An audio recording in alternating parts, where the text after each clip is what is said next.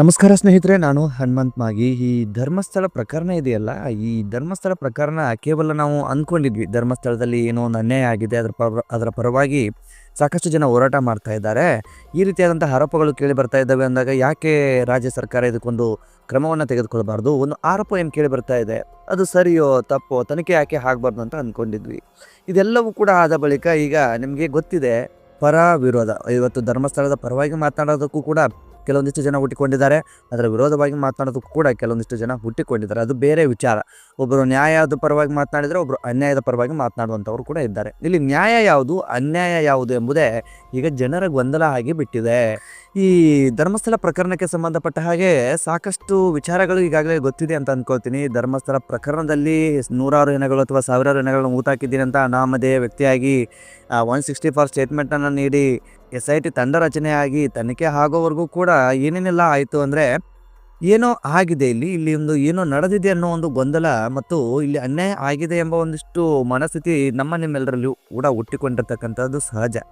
So ಇದೆಲ್ಲವೂ ಕೂಡ ಆದ ಬಳಿಕ ಈಗ ಒಂದು ವ್ಯಕ್ತಿಯನ್ನು ಏವನ್ನ ಆರೋಪಿ ಮಾಡಿ SIT ತಂಡ ಅರೆಸ್ಟ್ ಮಾಡಿ ಆ ಒಂದು ವ್ಯಕ್ತಿಯನ್ನು ತನಿಖೆ ಮಾಡೋದಕ್ಕೆ ಪ್ರಾರಂಭ ಮಾಡಿದಾಗ ಮತ್ತೊಂದು ರೀತಿಯಾದಂತಹ ಮುಖವಾಡ ಕಳಿಸ್ತಾ ಇರುವಂಥದ್ದು. ಈ ಧರ್ಮಸ್ಥಳ ಪ್ರಕರಣಕ್ಕೆ ಸಂಬಂಧಪಟ್ಟ ಹಾಗೆ ಚಿನ್ನಯ್ಯ ಈಗ SIT ತಂಡದಲ್ಲಿ ಏವನ್ನ ಆರೋಪಿಯಾಗಿ ಅರೆಸ್ಟ್ ಮಾಡಿದ ನಂತರ ಬಳಿಕ ಕೆಲವೊಂದಿಷ್ಟು ಮಾಹಿತಿಗಳನ್ನು ಕೊಟ್ಟೋದಕ್ಕೆ ಸಾಧ್ಯ ಆಗುತ್ತೆ. ಈಗ SIT ತಂಡ ಏನು ಮಾಡ್ತಾ ಇದೆ, ಚಿನ್ನಯ್ಯನನ್ನೇ ಎನ್ಕ್ವೈರಿ ಮಾಡೋದಕ್ಕೆ ಪ್ರಾರಂಭಿಸಿದೆ. ಎಲ್ಲಿದ್ದೆ, ಹೇಗೆ ಬಂದೆ, ಆ ಬುಡೆ ನಿಮ್ಮ ಕೈಗೆ ಹೇಗೆ ಸಿಕ್ತು, ಸೊ ಈ ರೀತಿಯಾದಂತಹ ಎಲ್ಲ ವಿಚಾರವನ್ನು ಕೂಡ ತನಿಖೆ ಮಾಡ್ತಾ ಇರುವಂಥದ್ದು. ನಿಮಗೆ ಈಗಾಗಲೇ ಗೊತ್ತಿರೋ ಹಾಗೆ ಜಯಂತ್ ಟಿ ಅವರ ಬೆಂಗಳೂರಿನ ಒಂದು ಬಾಡಿಗೆ ನಿವಾಸ ಏನಿದೆ, ಬಾಡಿಗೆ ನಿವಾಸಕ್ಕೂ ಕೂಡ SIT ತಂಡ ತೆರಳಿರ್ತಕ್ಕಂಥದ್ದು. ಈಗ ಈ ಒಂದು SIT ತಂಡ ಹೋದ್ಮೇಲೆ ಜಯಂತ್ ಕೆಲವೊಂದಿಷ್ಟು ಮಾತುಗಳನ್ನ ಹೇಳಿರ್ತಕ್ಕಂಥದ್ದು ಆಡಿಯೋ ಕೂಡ ವೈರಲ್ ಆಗಿರ್ತಕ್ಕಂಥದ್ದು. ನಂದು ಇಲ್ಲ ತಪ್ಪಾಗಿದೆ, ದೆಹಲಿವರೆಗೂ ಹೋಗಿದ್ದೀವಿ, ನನ್ನ ಜೊತೆ ಮಹೇಶ್ ಶೆಟ್ಟಿ ಇದ್ರು, ಸುಜಾತ ಇದ್ರು, ಚಿನ್ನಯ್ಯ ಇದ್ರು, ಜೊತೆಗೆ ನಾನು ಇದ್ದೆ, ಒಂದು ದೆಹಲಿಗೆ ಹೋಗಿದ್ವಿ, ಈ 4 ಜನ ಹೋಗಿದ್ವಿ ಅನ್ನೋ ಮಾತನ್ನ ಹೇಳಿಕೊಂಡಿರ್ತಕ್ಕಂತಹದ್ದು.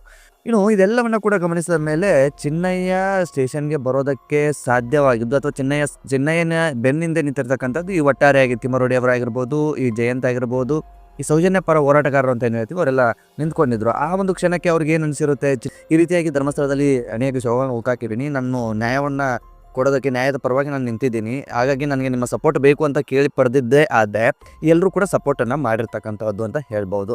ಅದು ನಿಜಾನೋ ಸುಳ್ಳೋ ಗೊತ್ತಿಲ್ಲ. ಅದು ಒಂದು ಕಡೆಯ ಭಾಗ ಆದರೆ ಇನ್ನೊಂದು ಕಡೆಯ ಭಾಗ ಏನು ಆಗ್ತಾ ಇದೆ ಅಂತಂದರೆ, ಈ ಧರ್ಮಸ್ಥಳ ಪ್ರಕರಣಕ್ಕೆ ಸಂಬಂಧಪಟ್ಟ ಹಾಗೆ ಅನೇಕ ಜನರಿಗೆ ಸಾವು ನೋವು ಅಂತ ಏನು ಹೇಳಲಾಗ್ತಾ ಇದೆಯಲ್ಲ, ಅದಕ್ಕೆ ಸಂಬಂಧಪಟ್ಟ ಹಾಗೆ ಗಿರೀಶ್ ಮಠನ್ ಅವ್ರಿಗೂ ಕೂಡ ಒಂದಿಷ್ಟು ಅವರ ಮೇಲೆ FIR ಆಗಿತ್ತು. ವಿಚಾರಣೆಗಂತೂ ಪೊಲೀಸ್ ಸ್ಟೇಷನ್ಗೆ ಹೋಗಿದ್ರು. ಪೊಲೀಸ್ ಸ್ಟೇಷನ್ಗೆ ಹೋದ ಬಳಿಕ ನಿಮ್ಗೆಲ್ಲರೂ ಕೂಡ ಗೊತ್ತಿದೆ, ಮಾಧ್ಯಮದವರ ವಿರುದ್ಧ ಅವರು ಕೆಂಡ ಕಾರಿರ್ತಕ್ಕಂಥದ್ದು ಗೊತ್ತಿದೆ. ಅದೇ ರೀತಿಯಾಗಿ ಅನಾಥ ಶವಗಳು ಅಥವಾ ಪತ್ತೆ ಹತ್ತದ ಶವಗಳು ಅಂತ ಏನು ದಾಖಲೆ ಆಗಿದೆಯಲ್ಲ, ದಾಖಲೆ ಆಗಿರ್ತಕ್ಕಂತಹ ಒಂದು ದಾಖಲಾತಿಯನ್ನ ಈ ಮಾಧ್ಯಮದ ಮುಂದೆ ಬಿಚ್ಚಿ ಇಟ್ಟಿರ್ತಕ್ಕಂಥದ್ದು. ಸೊ ನೀವೆಲ್ಲ ಗಮನಿಸಿದ್ರಿ ಅಂತ ಅನ್ಕೋತೀನಿ. ಸೊ ಇವರು ಇಟ್ಟಿರ್ತಕ್ಕಂಥದ್ದು ಅವರೇ ರೆಡಿ ಮಾಡಿದ್ರ ಅಥವಾ ಸಂಬಂಧಪಟ್ಟ ಇಲಾಖೆಯಿಂದನೇ ಪಡೆದುಕೊಂಡ್ರ, ಸೊ ಅದನ್ನ ತನಿಖೆಯನ್ನ ಮಾಡಬೇಕಾಗುತ್ತೆ. ಅವರು ನೀಡಿರ್ತಕ್ಕಂಥದ್ದು ಎಲ್ಲವೂ ಕೂಡ ಸತ್ಯ ಅಂತ ಹೇಳೋದಕ್ಕಾಗಲ್ಲ, ಎಲ್ಲವೂ ಕೂಡ ಸುಳ್ಳು ಅಂತ ಹೇಳೋದಕ್ಕಾಗಲ್ಲ. ಒಂದು ಮಾಧ್ಯಮದ ಮುಂದೆ ಒಂದಿಷ್ಟು ದಾಖಲೆಯನ್ನು ಇಟ್ಟಿದ್ದಾರೆ ಅಂದರೆ ಅದನ್ನು ಪರಿಶೀಲನೆ ಮಾಡಬೇಕಾಗುತ್ತೆ, ಅದನ್ನು ಕನ್ಸಿಡರ್ಗೆ ತಗೋಬೇಕಾಗುತ್ತೆ. ಅದರ ಸತ್ಯಾಸತ್ಯತೆ ಏನು ಎಂಬುದನ್ನು ಕೂಡ ತನಿಖೆಯನ್ನು ಮಾಡಬೇಕಾಗುತ್ತೆ.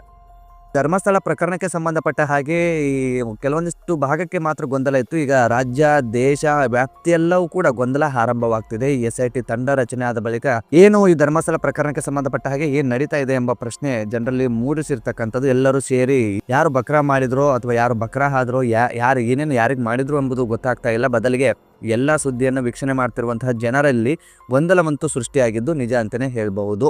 ಎಲ್ಲಾ ಗೊಂದಲಕ್ಕೂ ಉತ್ತರವನ್ನ SIT ತಂಡ ಕೊಡುತ್ತೆ ಎಂಬ ಒಂದು ನಂಬಿಕೆ ಕೂಡ ಇದೆ. ಯಾಕಂತಂದ್ರೆ ನೀವುಗಳೆಲ್ಲ ಮಾತನಾಡೋದನ್ನ ಜನಗಳು ಆಲಿಸ್ತಾ ಇರ್ತಾರೆ ಅಷ್ಟೇ. ಅದನ್ನು ಹೊರತುಪಡಿಸಿ ನಾವು ಹೇಳಿರೋದನ್ನೇ ಎಲ್ಲರೂ ಅವರು ನಂಬೋದಕ್ಕಾಗೋದಿಲ್ಲ. ಸತ್ಯ ಅಂತ ಈಗ ನಾವು ಅಧಿಕೃತವಾಗಿ ನಂಬಬೇಕು ಅಥವಾ ಏನು ಸರಿ ಏನು ತಪ್ಪು ಎಂಬುದನ್ನ ಅಧಿಕೃತವಾದಂತಹ ಮಾಹಿತಿ ಸಿಗಬೇಕು ಅಂತಂದ್ರೆ ಅದು SIT ತಂಡವೇ ಅಧಿಕೃತವಾದಂಥ ಮಾಹಿತಿಯನ್ನು ನೀಡೋದಕ್ಕೆ ಸಾಧ್ಯ, ಸರ್ಕಾರವೇ ಇದಕ್ಕೆ ಉತ್ತರವನ್ನು ಕೊಡೋದಕ್ಕೆ ಸಾಧ್ಯ. ಸೊ ಈ ಒಂದು ಪ್ರಕರಣಕ್ಕೆ ಒಂದು ನ್ಯಾಯ ಖಂಡಿತವಾಗಿಯೂ ಸಿಗುತ್ತೆ. ಒಂದು ಆರೋಪ ಏನು ಕೇಳಿ ಬರ್ತಾ ಇದೆಯಲ್ಲ, ಆ ಆರೋಪಕ್ಕೆ ಒಂದು ನ್ಯಾಯ ಸಿಗುವಂಥ ಕೆಲಸವನ್ನು SIT ತಂಡ ಮಾಡುತ್ತೆ ಎಂಬ ಒಂದು ನಂಬಿಕೆ ಜನರಿಗೂ ಕೂಡ ಇದೆ, ನಮಗೂ ಕೂಡ ಇದೆ. ಎಲ್ಲರೂ ಕೂಡ ಕಾದು ನೋಡೋಣ. ಸೊ ಈ ಒಂದು ಬೆಳವಣಿಗೆ ಇದೆಯಲ್ಲ, ಈ ಒಂದು ಬೆಳವಣಿಗೆ ಬಗ್ಗೆ ನಿಮ್ಗೆ ಅನಿಸುತ್ತೆ ಕಾಮೆಂಟ್ ಬಾಕ್ಸಲ್ಲಿ ಮೆನ್ಷನ್ ಮಾಡಿ. ನೀವೇನಾದರೂ ಮೊದಲ ಸಲ ನಮ್ಮ ಚಾನಲ್ ನೋಡ್ತಿದ್ರೆ ಸಬ್ಸ್ಕ್ರೈಬ್ ಮಾಡಿ, ಗಂಟೆ ಬಟನ್ ಕೂಡ ಕ್ಲಿಕ್ ಮಾಡಿಕೊಳ್ಳಿ. ಮತ್ತು ಮುಂದಿನ ವಿಡಿಯೋದಲ್ಲಿ ಸಿಗೋಣ. ನಮಸ್ಕಾರ.